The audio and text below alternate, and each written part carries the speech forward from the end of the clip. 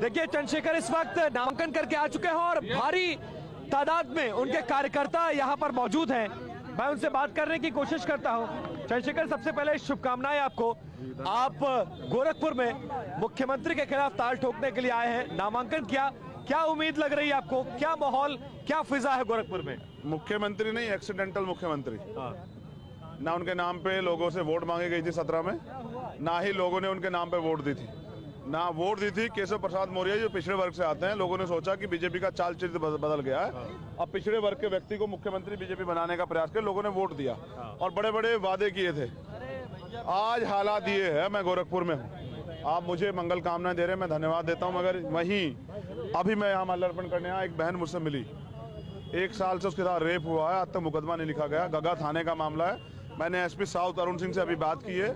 मैंने अरुण सिंह जी से कहा कि भाई 1 साल में अगर पीड़िता के रेप पीड़िता का मुकदमा लिखा जाता तो फिर पुलिस यहाँ कर क्या रही है। इसलिए मैंने एप्लीकेशन की कि एसएसपी विपिन टांडा जब तक यहाँ रहेंगे यहाँ फेयर इलेक्शन हो ही नहीं सकता, क्योंकि वो बीजेपी के सिटिंग एमपी के दामाद हैं और जब वो यहाँ रहेंगे तो फेयर इलेक्शन की संभावना बिल्कुल जीरो। ठीक है, इलेक्शन की बात हो रही है, नामांकन आपने कर दिया है, आप वैसे पश्चिमी उत्तर प्रदेश से आते हैं, संगठन आप विस्तार कर रहे हैं, क्यों और क्या ऐसा हुआ कि आपको ये लगा कि मुझे सहारनपुर, मेरठ, मुजफ्फरनगर, बागपत, नोएडा, गाजियाबाद छोड़ के गोरखपुर चलना चाहिए?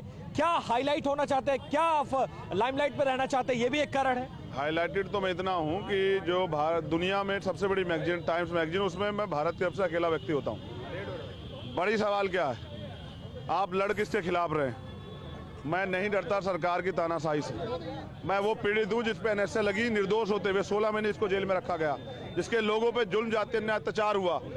और मैं तो फिर भी वेस्ट का हूँ, मुख्यमंत्री तो उत्तराखंड के हैं, वो उत्तराखंड के हैं और उन्होंने जो 5 साल में अवसर मिलने पे काम किया है, वो भाषण देते हैं कि मैं शिमला बना दूंगा, मैं मई जून में ये ठंडक पहुंचा दूंगा। मैं बताना चाहता हूँ कि वो बना सकते हैं।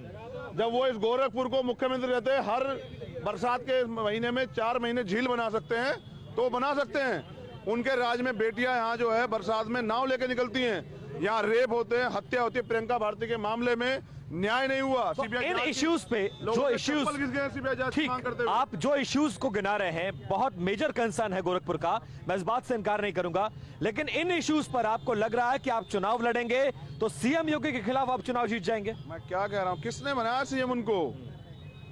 जनता ने बनाया। गढ़ है, गोरखपुर गढ़ है उनका, गढ़ है, ये तो मानते हैं ना। जिस सीट पर वो चुनाव लड़ रहे हैं, जिस सीट पर वो चुनाव लड़ रहे हैं, 89 के बाद कभी हारे नहीं वहां पर। क्या कह रहा हूँ, अभी उपचुनाव हारे थे, थोड़ा सा ठीक करना पड़ेगा। तो लोकसभा हारे थे, मैं विधानसभा कह रहा हूँ, हारे थे ना।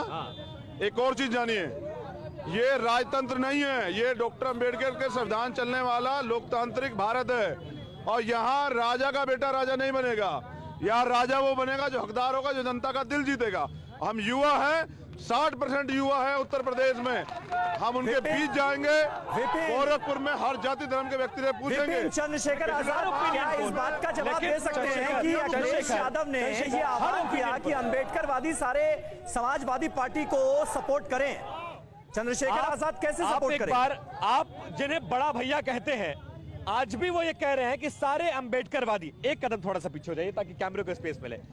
अखिलेश यादव जिन्हें बड़ा भैया आप माने थे, बड़ा भैया ने आपके साथ जो भी किया, मैं उस पर नहीं जाना चाहूंगा, वो बीती बात हो गई, लेकिन वो कह रहे हैं कि सारे अंबेडकरवादियों को साथ आना चाहिए। क्या अब भी कहीं से कोई गुंजाइश बची है? स्टेटमेंट दुरुस्त कराता हूं। उन्होंने कहा लोहियावादी और अंबेडकरवादी मिलकर लड़े, अंबेडकरवादी साथ आए, यानी कि वो अंबेडकरवादी नहीं है। ये तो सच यादव नहीं है। हाँ बिल्कुल, देखो अपने आप क्या कह रहे हैं, भैया पे हमला बोल रहे हैं आप। नहीं, बड़े भाई हैं, सम्मान करता हूँ। बहन जी का भी सम्मान। लड़ाई तो विरोध तो नीतियों का है। उन्होंने क्या कहा कि लोहियावादी और अंबेडकरवादी साथ आए, उन्होंने अपील क्या की, अंबेडकरवादी साथ आए, यानी कि वो अंबेडकरवादी नहीं है। अगर वो कहते हैं कि हम अंबेडकरवादी हैं और हम भी आरएसएस की निकम्मी भ्रष्टाचारी झूठी सरकार खिलाफ लड़ रहे हैं, हम लोग जीतेंगे, तो मैं मानता। वो तो खुद ये एक्सेप्ट करते हैं कि अंबेडकरवादी नहीं है, और मैं अंबेडकरवादी हूँ।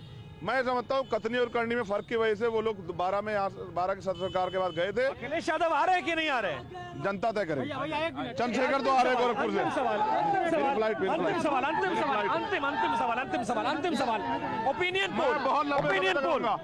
पोल बदले जाएगा जब रिजल्ट आएगा, देखिए ओपिनियन पोल बदलेगा। परवाह देश की, सोमवार से शुक्रवार रात 10 बजे TV9 भारतवर्ष पर।